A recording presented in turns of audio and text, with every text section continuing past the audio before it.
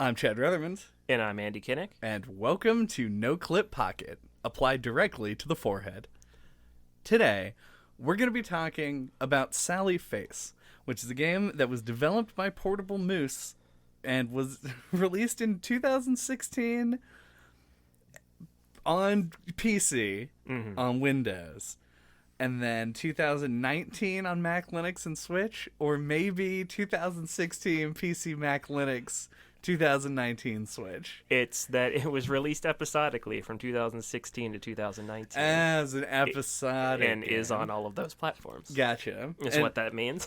2019 presumably was the full game on Switch. Yeah. So I don't think that version released episodically. I got there. I mean, I didn't, but what are you going to do? But first, if you give us a like or a rating, it would be greatly appreciated. Sally Face is a 2D point-and-click adventure game that is more, if you're familiar with the NoClip catalog and not any other games, more akin to a The Cat Lady style than a Grim Fandango style. Yeah, it's like simplified or streamlined to where you can control it just with like arrow keys and an action button sort of thing. Yeah.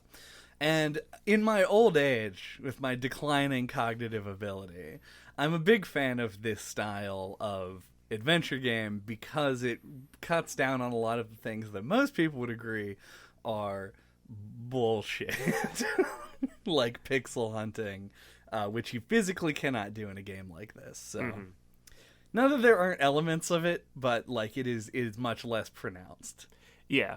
I mean, and you could make the argument that it kind of makes the genre like less unique, but I also prefer it. Yeah. It's like the simplified, like let's not bother with like clicking on a bunch of little things that you didn't realize you could click on, et cetera, et cetera. Yeah, no, that is true, and I'll give you credit that is it is something that sort of like homogenizes it a bit, but I think it also makes it less gatekeepy isn't the right word, like niche. It's more accessible, lower barrier to entry. Yeah, it's a lot easier to play this kind of a game.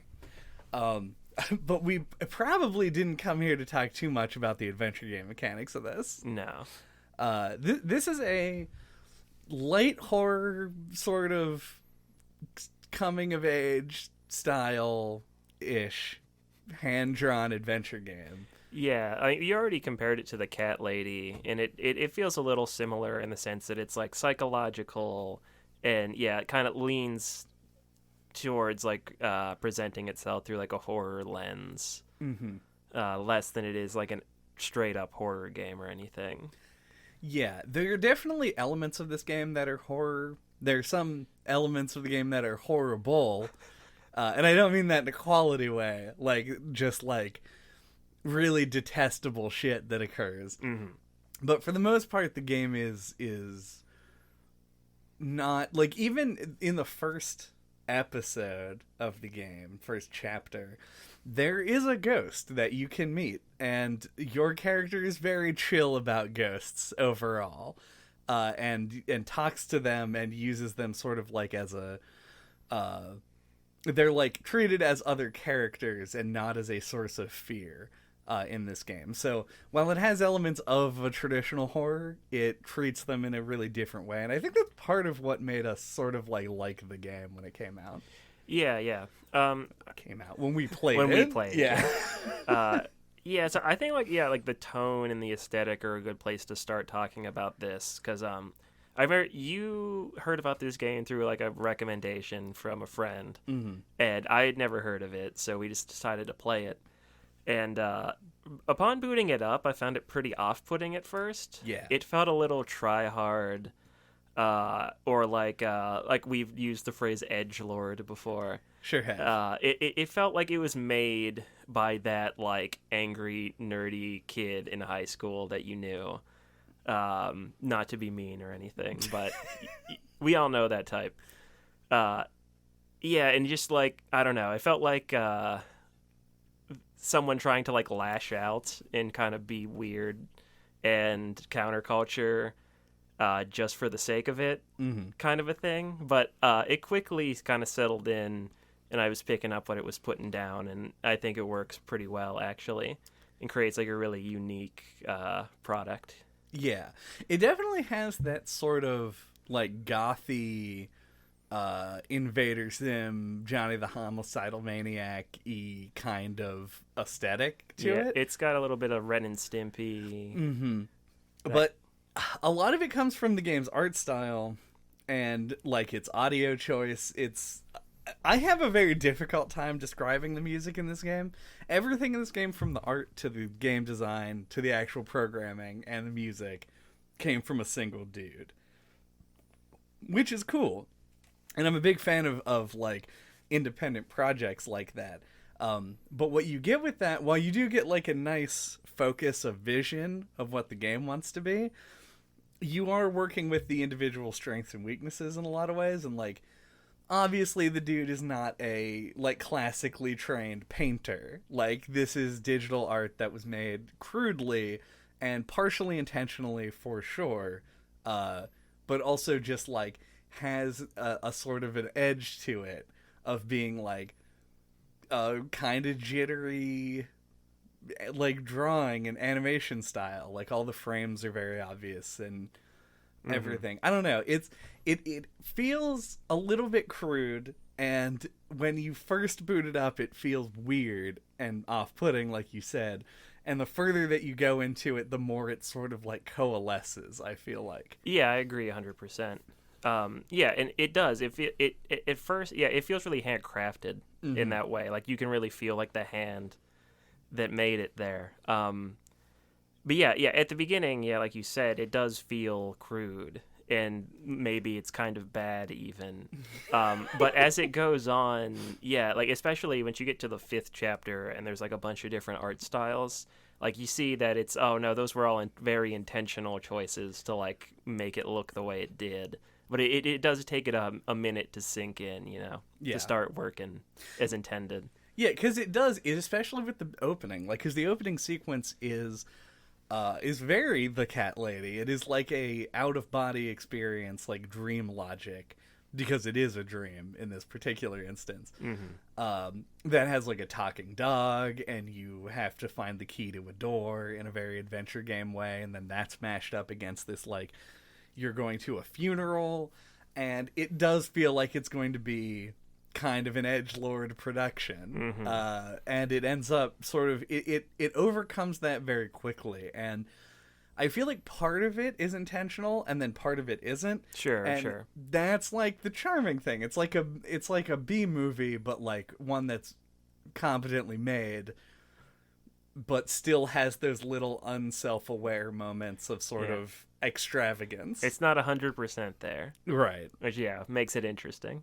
Probably one of the things that is notable that that cements this conversation, if you're not somebody who's played the game or looked at the art, or probably the art for this episode, the character that you play in this game is a teenage boy. I think he's like 15 for most of the game, and then like there are some time skips. Yeah.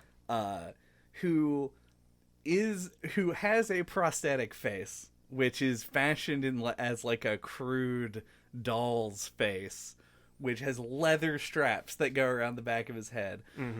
And he has hair that is dyed blue and tied back in pigtails, hence Sally face, where he's like adopted, like a reclaimed term. Yeah, the name that he was given is like because his name is something. Saul. Yeah, Saul Fisher. Is it Saul? Yeah. Okay. Which I don't know if that's short for like Solomon or something. But... Right. Because it's spelled S-A-L, which is like a valid spelling. But yeah, it could be like a number of things that get shortened to that. Yeah. And so like in addition to taking the name, he's also adopted this sort of like more feminine aesthetic as like his way of taking the name back. But when you don't know any of this information, it really feels like the opening of the game, he's just wearing like bandages and is bleeding. So it's a really like, you feel like the character is already part of that edgy aesthetic. Yeah, it feels very much like it was made by a kid who would have carried around like a replica Death Note with them in high school and written down all the names of the people they don't like in it. Mm-hmm. Shots fired. Pens fired. But Saul is I think a very interesting part of it, because this game feels very personal in a lot of ways, in the way that like small indie projects made by one person often do. Yeah. But like it just feels so specific to me, like the idea of like a person with a prosthetic face and like going by Sally face, like going by that nickname. Mm-hmm. It feels like it is inspired by real life in a way that like not all fiction does. Like just like I don't know, just encountering that, you can almost feel the personal experience like oozing out of it. I don't know if any of that's true. I would be surprised if he didn't know somebody who had to wear a prosthetic over their face or something. Right. Something. So I honestly, and this is now 2 episodes in a row when I've had to insist that I'm not a medical professional. I don't know to this moment if a prosthetic face is a real thing that you can get. Me neither, but I'm sure there's like some kind of like medical mask, or something like that. Yeah, it does feel like an exaggerated sort of form of just anything that somebody could have that like mars their appearance. Mm-hmm. And to me that does make sense. I feel like there's a lot in this game that the developer tried to tackle, and I think we see sort of a similar, I don't want to say problem, because I don't think it necessarily works against either of these games, but a certain recurring like episodic game issue between this and like Kentucky Route Zero, where it feels like the game changes its focus a bit as time goes on, and the first few things in the game are very much, they feel like that personal narrative, like of Sally, and how like this is somebody who people might not take seriously upon first glance, but is a good person and tries to do his best at all times. And then later into the game you get, there's a lot of sort of, there's like this inclusiveness narrative about like him and his friends, and they're like, this is where it becomes kind of a coming of age story where they all do like the kid team thing. Take down the conspiracy. Yeah. Like 80s movie. Yeah, it's thing. Spielbergian. Yeah. And then later it goes completely apeshit, and there is like the cult narrative really gets fleshed out. And it feels like that is more to the overall game narrative than it is to the themes that the game was presenting in the first couple episodes. Yeah, like my theory on it is that because it was released episodically, like you can feel the budget go up. Because like the first 2 chapters, it's mostly just in the apartments. Yeah.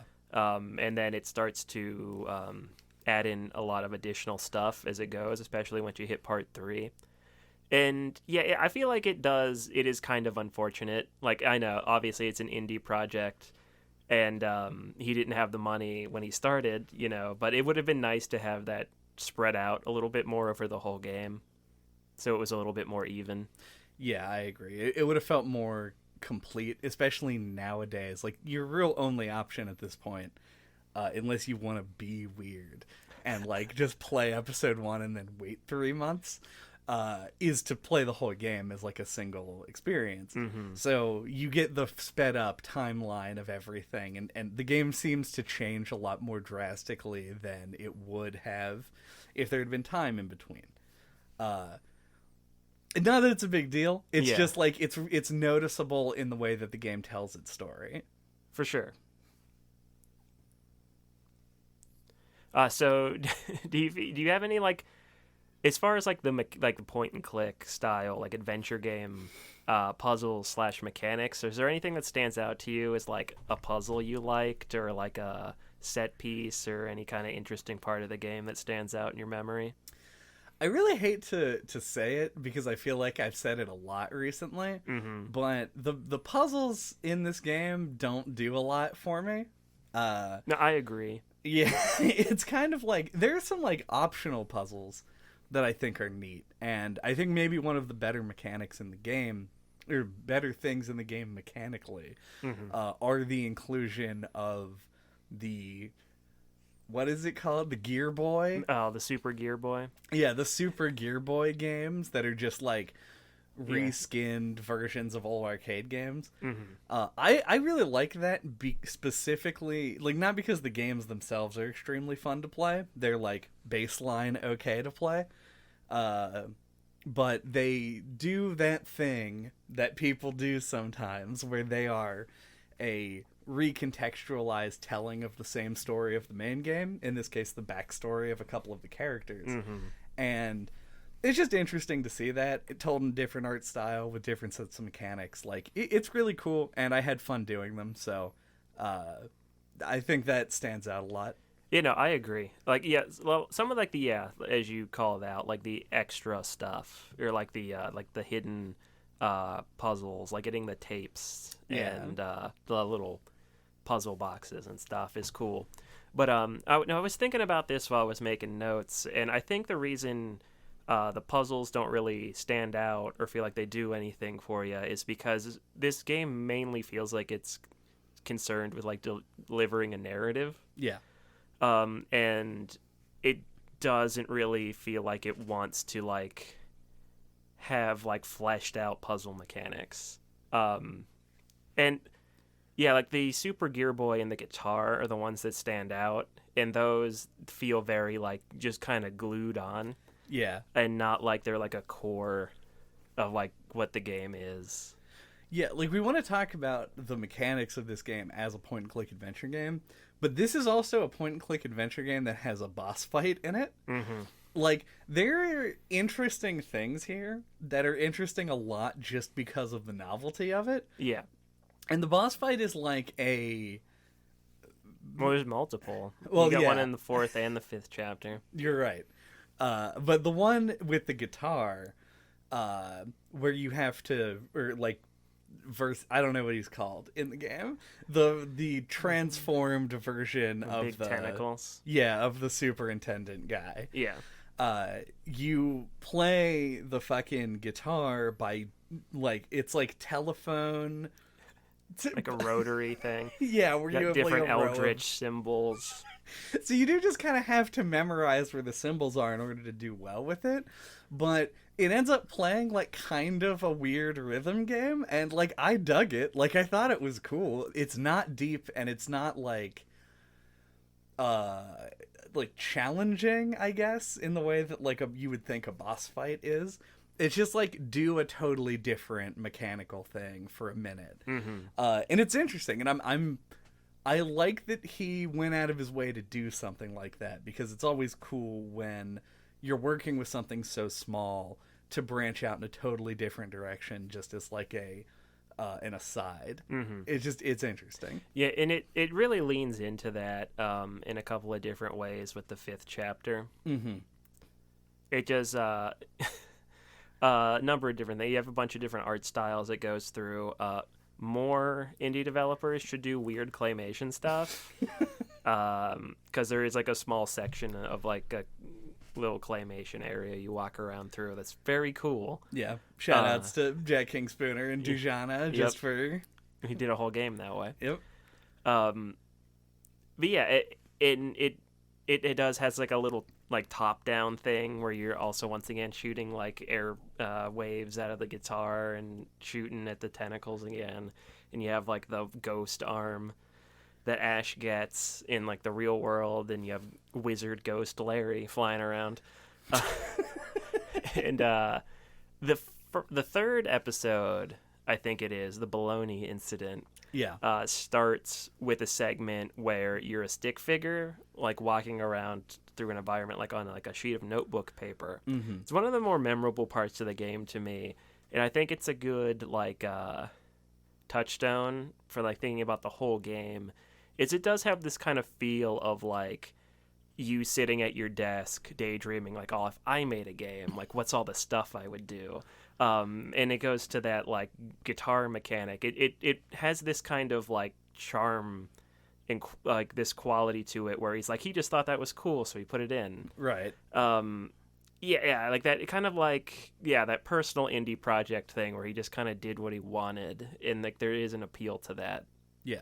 And also it's like just impressive to some extent, like that he was able to put this stuff in, like working by himself. Like I'm sure scouring the internet for like bits and pieces of what code you need to like make everything work, but the fact that we're at a point where one dude can sit down and not only create all of the art assets and the music and write the story and all that shit, but also is like, I'm just going to put in a 3D part. And like, it's a little janky and weird, but you do walk around in 3D in this predominantly 2D game. And it's cool. It's cool both that the tools are available to somebody and also just the fact that he was able to stuff all this stuff into this game and have it feel like the same game. Mm-hmm. It's good stuff. It's unfortunate that what you do in the 3D part is solve the same weird pillar puzzle, but... Yeah. You know. Yeah, like the fifth... I know I just talked about how I thought it was a cool, good thing, like all the different art styles, but I do wish that they were a little bit more motivated. Mm-hmm. Like, it makes me think of like being in an art class, and this actually happened to me in real life. It's a specific example. But we were doing a project, and we were going around. And it was based on like different textures. It was like a general like art 201 or whatever studio art class, and it was just based on using different textures in like a piece. And we were going around the class like talking about our ideas about what we wanted to do after we learned like some techniques and stuff. And some kid was like, "Oh, I was thinking about like drawing like a knight and like using like the texture for like the chainmail or whatever."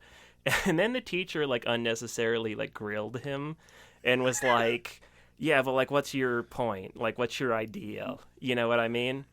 And then I'm sitting there like I had like what I thought was a dumb idea, but like I had like an explanation for like what I wanted to do with it, and so he thought it was awesome. So I guess like a tip for people making art: your art doesn't have to like be about like something really important, but as long as you have an idea behind it, that's always preferable. And you don't want to do something just because you think it's cool. And the parts in this with the different art styles feel like I want to put in a bunch of different art styles because I think it would be cool. And also a tip for any art teachers out there: don't yell at some guy for wanting to draw a cool knight. He didn't yell at him, but he criticized him. That art teacher was me. He was like, "I don't like fantasy. You get the fuck out of here." But yeah, and that is essentially the kind of all over the place mechanical discussion, I feel. Yeah. It's got a little bit of a lot of things in it, and while they don't necessarily all fit together, it is cool to see as much variety as you do. Mm-hmm. And I want to shout out the Beelzebub section and the parts that take place in the afterlife, because they are very visually interesting, and also just on visuals. This whole game is extremely colorful in a way that you don't expect necessarily from a game that is like set in the horror genre. Mm-hmm. Yeah, I watched like a Q&A thing that the developer did just this morning, and he talked about like different like visual inspirations, and like a lot of people who are in the ballpark of our age. He talked about like 90s cartoons, and how he specifically called out like Hey Arnold, Ren and Stimpy, Rocko's Modern Life, and like you can feel a lot of that in this game. Yeah, Rocko also getting like a direct shout out as well. There's like some reference to it. So yeah, it does have like a 90s cartoon feel, like one that was probably a little bit too gross. Yeah, like something in the cow and chicken range. I didn't really consider that. No, I hadn't either. Yeah. But it made a lot of sense. Like especially like Hey Arnold, and how like the first chapter is like you going around like an apartment complex and meeting all the weird characters. Felt very Hey Arnold to me. It's got a very Garbage Pail Kids by way of Hey Arnold. Yeah. This is the perfect meets of this game. Mm-hmm. Cat Lady meets Garbage Pail Kids meets Hey Arnold.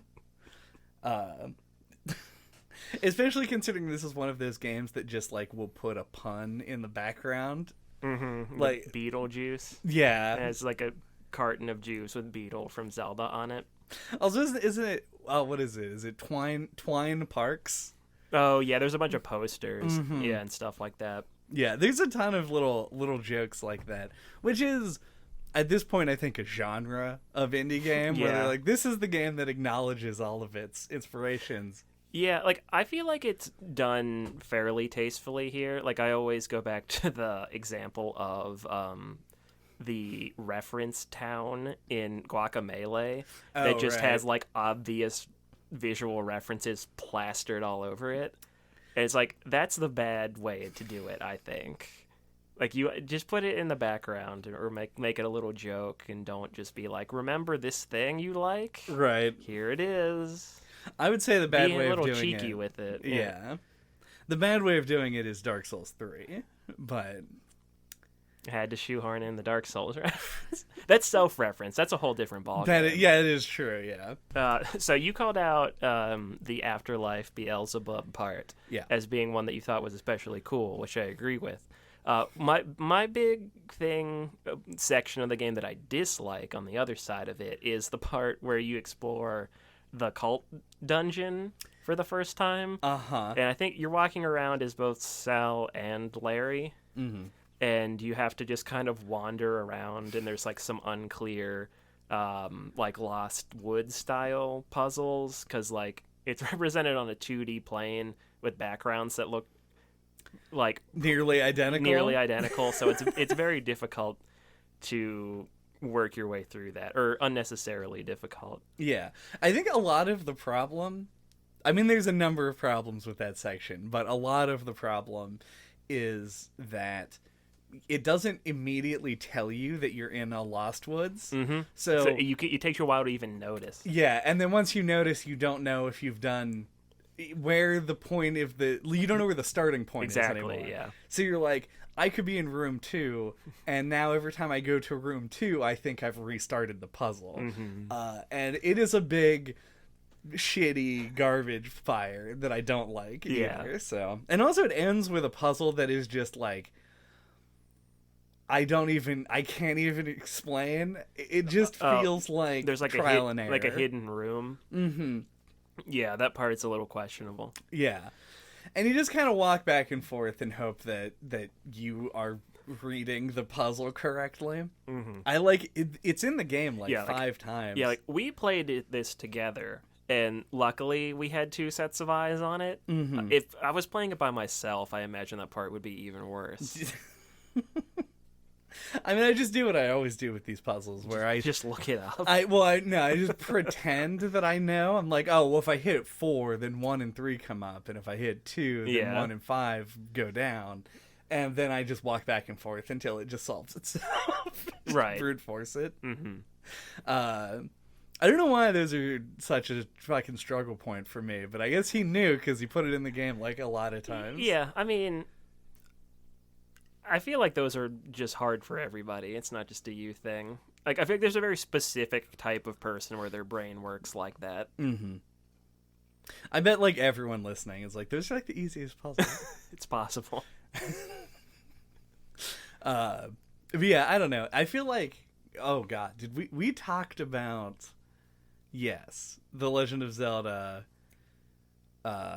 Link's Awakening, Mm-hmm. and how there's that color dungeon Yes. in the DX version, and one of the puzzles is just like hit the switches so that you get them all yeah down at the same time. and or it's whatever. such like a boring rote puzzle Yeah. and like a cool zone, and that's kind of how I feel about this. Like, you start getting into the cult narrative in this game and you're like, oh fuck yeah, like all this cool shit, and like hidden they're cults under the fucking church or Illuminati whatever. Yeah. conspiracy plans. It's great. And then you get to it and it's like, oh,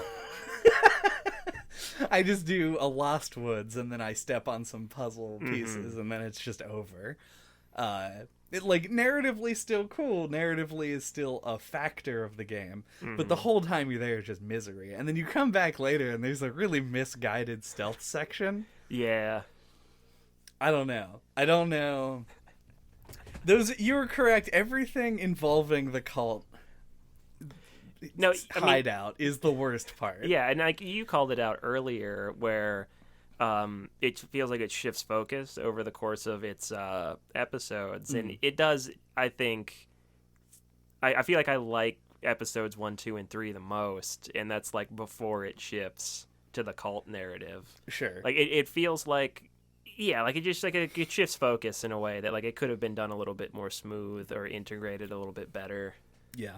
Like it's trying really hard to be like the big escalation. Yeah, I mean, I don't want to say it doesn't. Let's talk about. And I mean, I don't dislike the part, but like it feels like it could have been done to better effect. Yeah, let's talk about the actual plot for a second. And if you're a prior to right now Sally Face player, you probably know that there's a moment that we're probably going to have to spend a minute on. But the cult part is sort of like the end game narrative of this, because what it starts as is this idea of, and I'm going to miss some of the parts of this plot because there are a lot of moving pieces, but sort of a like haunting narrative about the apartment building that Sal has moved into. What we know about Sal at this point in the game, and potentially for the whole game, is that his mother was killed, and it also disfigured him. And he and his dad have moved to start like a new life in Addison Apartments. And you don't get too much additional backstory about Sal. I feel like while the game centers on him, it's really more about the place and the people who live there. So we're just gonna have to settle with that for now. Because the first thing is like is very Larry centric, because he thinks that a curse has been placed on him, and so the first couple of chapters are about you finding these ghosts. There's like a murder mystery in the first chapter that I'm just glazing over at this point. Yeah. The characters involved become a part later, but it is like the kickoff, like where it's like, oh, bring them in with this murder mystery, and then later they'll do the puzzle with the lunch lady. Yeah, and there's like a demon in the apartment building that you have to like exorcise. Using like just some straight up Ghostbusters tech as well. Which is great, and I loved it, like, from a everything about the game perspective. I was like, this is cool for this game, because it is, like, the kid narrative that you love to see. But then you get into the second and third chapters, and it's like, this is where the sort of cult stuff comes in, because, you had the conspiracy about the bologna being served at the school, and you investigate that. And you find out that the lunch lady is part of the cult, and that's how you find out about it. And also the bologna is human meat? They speculate that the lunch lady is cutting human meat into the bologna meat. And I assume that it's true. It seems like it is in the game. Yeah, because you find, like, the freezer with all, like, just the flesh in it. Right. And I think it's one of the more affecting lines in the game as far as, like, being disturbing, is, like, one of the characters is, like, there's no bones, like it's all meat. Like there's something about that that's really gross. Yeah, and it's like them emphasizing like, oh, this has like been they've separated butchered. it all and like just put the meat in here. Yeah, no, it's super good. I actually like that scene a lot, and it harks back a bit to the scene in Harvester when you find your dad tied up. Yep. It just has because we neglected to mention a dude like in a hospital bed dying but being kept alive perpetually, who you pull the plug on. And it's like it has all of the little tropes and stuff that like are cool and good in that moment. It is preceded with a pretty like obtuse puzzle about setting clock hands and talking to the ghost of a goat. But ghost goat. But yeah, and that's sort of where we go from there. You eventually discover that the super of the apartment, Mr. Addison, who's like the son of the people who bought it. I don't know. There's like a bit of a backstory.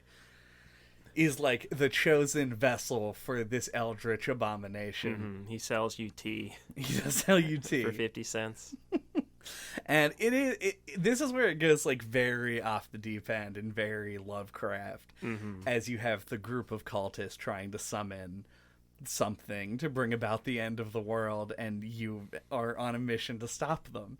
So you fight this big giant flesh monster, and at the end of the fight, he's like, now you can't stop. Everyone in this apartment building has been cursed. Yeah, like after you beat him, you talk to his child self, and yeah, he's like, it's too late for everybody. Like the building has been cursed so long, everyone here is just doomed. And you then do this part where you could swap between like Larry and Sal. Larry is dead at this point. Yeah. So you can see, like, in the ghost world, all the people are, in fact, covered by, like, this black ooze, so that you know that they are, in fact, corrupted. Also, did the ghost world, real world thing better than the medium? That's probably not true. Just wanted to make a cheap shot. But continue. Well, no, because we're getting to that part. Yeah, because once you do this and you realize that, like, oh, maybe actually, for real, though, we can't save everybody. The game's decision at this point is to have you unavoidably, like, you don't have choice in this particular matter. Just go kill every character in the whole game. Yeah, and I think the thing, at least to me, that kind of pushes it over the edge is that one of the people you kill is like a 3-year-old. Yeah. Soda, the little baby. Chug's daughter. Chug and Maple. Maple, yeah, I forgot what her name was. But yeah, it does set it up with the Black Ooze. Like, you do see that everyone is corrupted, and everyone in the part when you interact with them in the real world does act kind of weird, or like they're like very what's the word, like stagnant, or you know. I don't know what the word is either, but yeah. That's a good enough one. And then afterwards, you don't kill Maple because she's not there. Right. And when you flash forward to Ash going around the apartment, you see that she's like turned into like a horrible monster and is being kept like in a cage under the stairs. So like that was the consequence to, like, if you didn't kill them, they would have turned into monsters. Right. Basically. So like it does set it up a little and it does justify it, but it does feel like it's a little much. Yeah. Because you'd kill your parents and you kill a child. It's very weird. Yeah, it's a lot of... Or your dad and your stepmom. Yeah. Oh, yeah, because and we're, like, once again, like, this is a game that has a narrative that is fairly interesting, and I think at the end of this, we're probably going to come across pretty positive on it. So I don't want to go over, like, every detail of the entire game, but, like, there is this whole meta-narrative leading up to this point where at first you see Sally in like meetings with his psychiatrist, and then like the frame story. Yeah, we learn later that it's like a court-ordered psychiatry thing, and he's on trial for this crime of killing a bunch of people, which is a crime as it turns out. And so you then get to the point where you're actually committing the murder, which they wisely don't tell you about prior to it.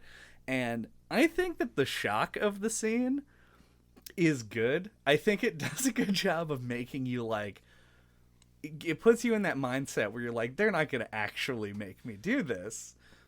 And then they do. And I think that is sort of worth it.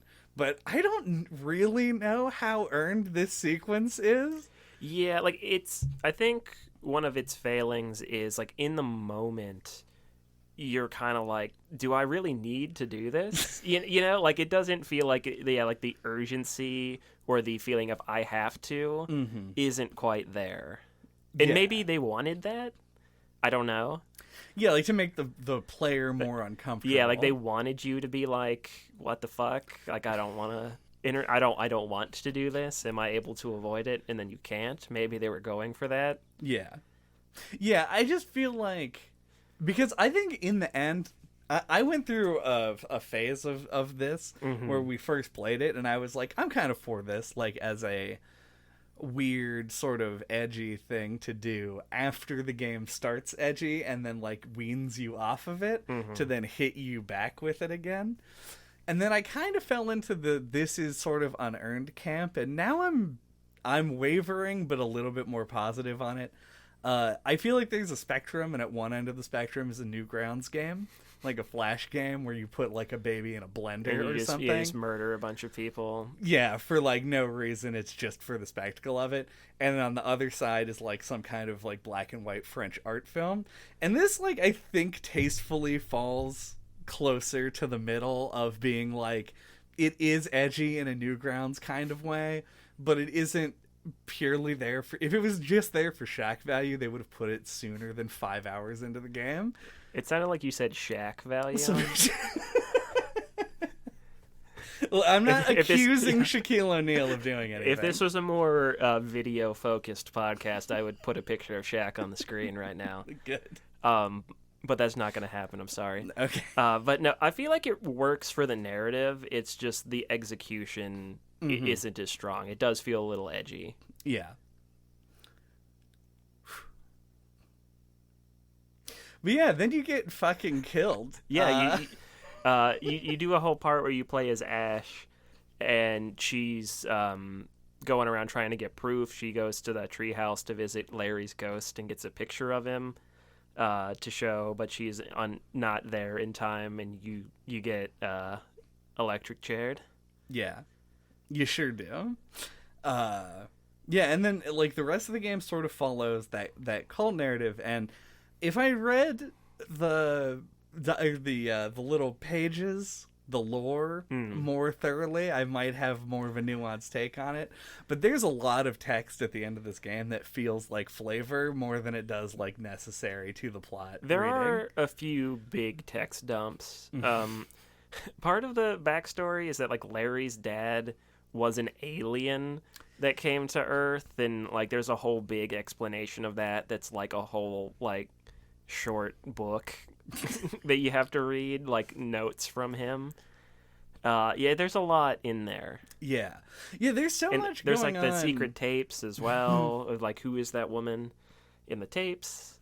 It's like this is like the video game version of the second season of American Horror Story. Oh, yeah, there's just a bajillion things happening. Yeah. It's like they've drawn several different sources of inspiration and ended up with like ghosts, demons, aliens, cults, and like eldritch gods. And they mashed it all together, and they don't mix well. They're just things that lay on top of each other. So it's great in 1 where it's just ghosts, and 2 where it's ghosts and demons, and 3 where it's a little bit of cult, a taste of cult. Conspiracy. Yeah. It's like the solving a mystery, and then the conclusion to the mystery is it was a cult. Yes.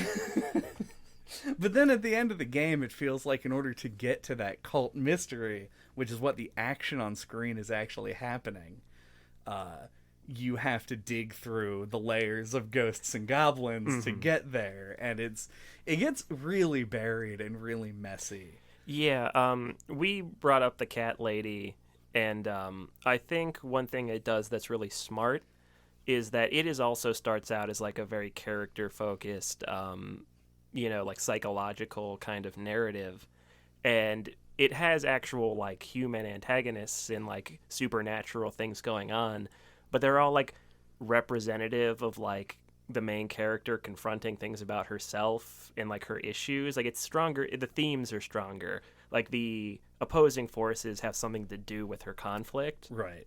This game doesn't have that as much.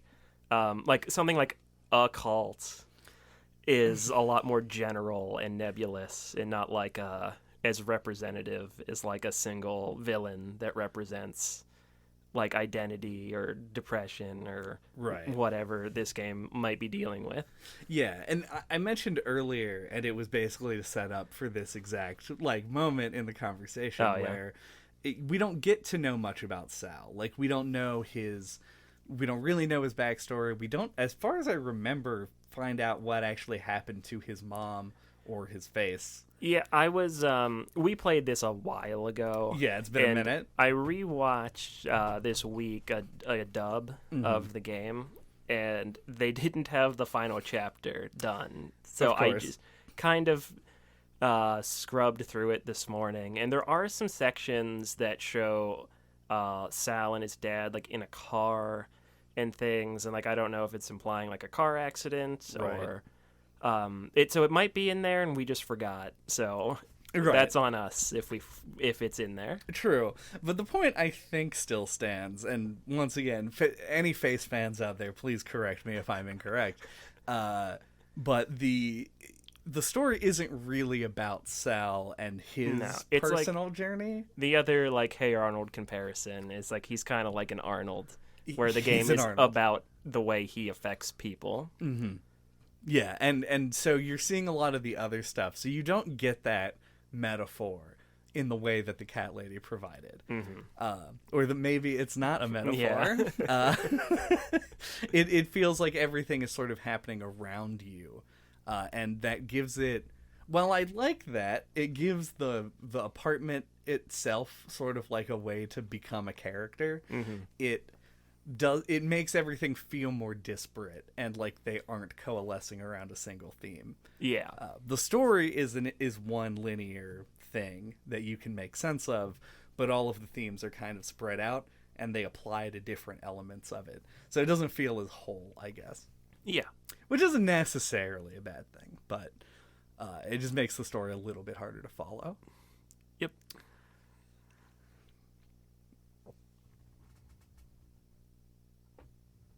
Do we have face thoughts?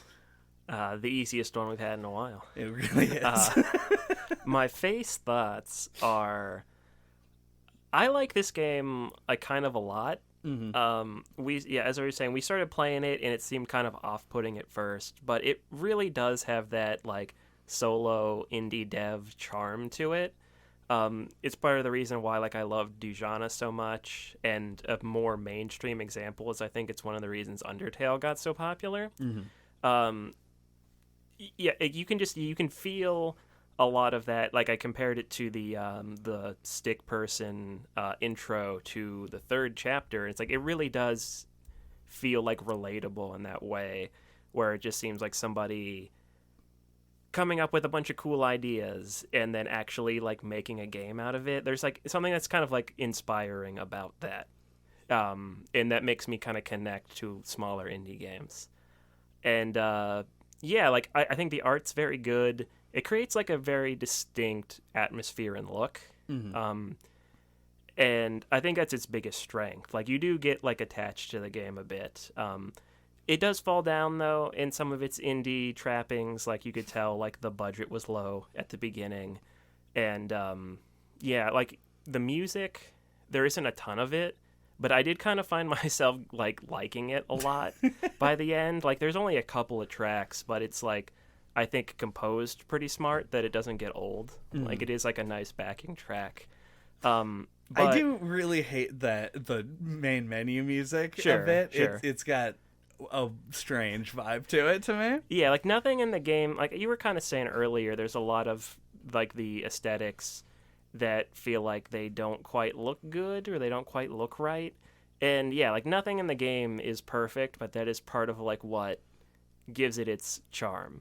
It's kind of like a theme of the game, right? Like don't judge people by their covers. Something that might not look the prettiest might have a lot of value. So fully agree. I think the game itself does kind of embody that.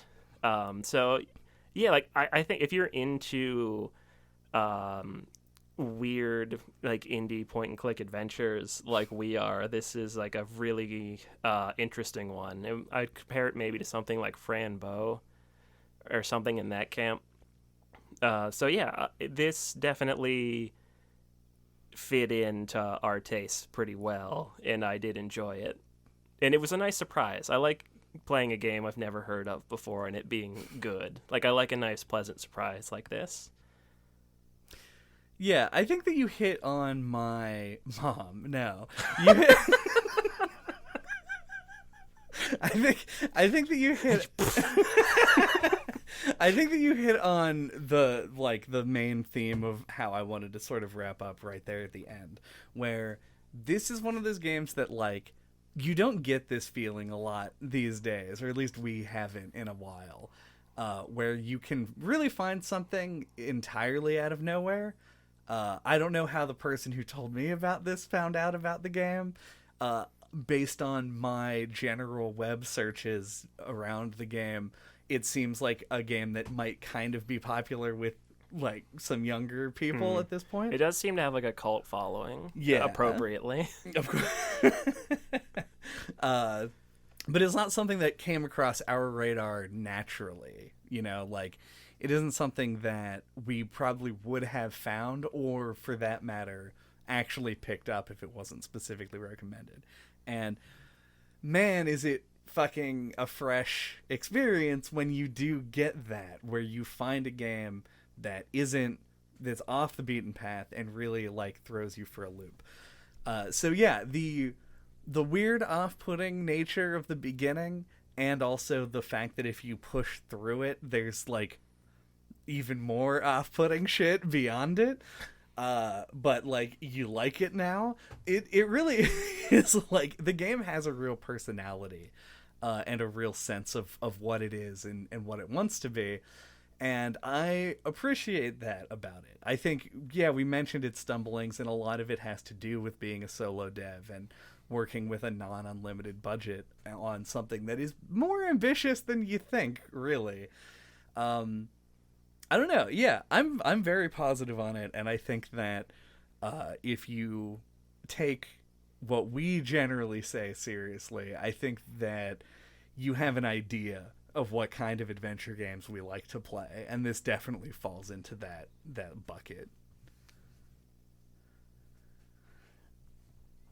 Thank you for listening to NOCLIP Pocket this week. What are we talking about next time? Next time, we're going to be talking about Carrion as our final episode of the Halloween season. We're going from a very funny horror game to a very heartfelt, sweet horror game to the reverse horror game where you play the monster. We've taken an odd trajectory for Pocket.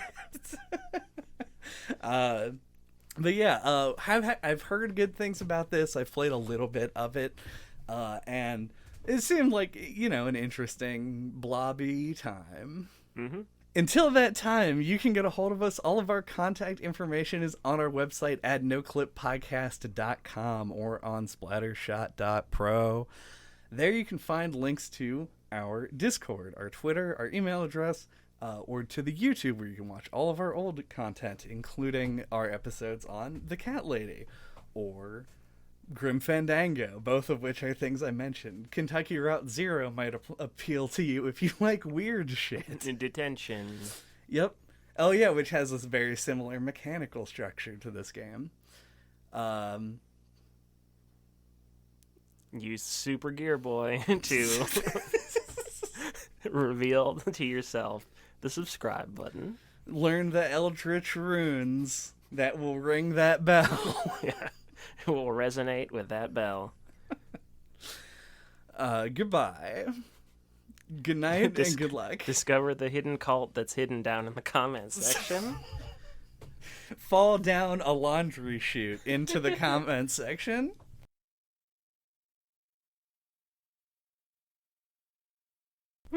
Have a potentially ill-advised combat break in your adventure game, like Harvester. Get that harvester blade.